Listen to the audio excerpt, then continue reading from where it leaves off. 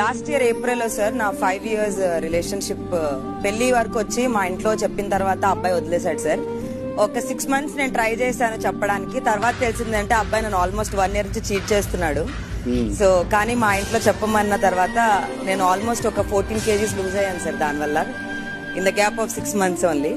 Only love of my life. But అది వెళ్ళిపోయింది sir. Only love of my life. అదే sir, love of my life నాకు కొంచెం ఆయన గురించి చెప్పేటప్పుడు తడబడుతుంది.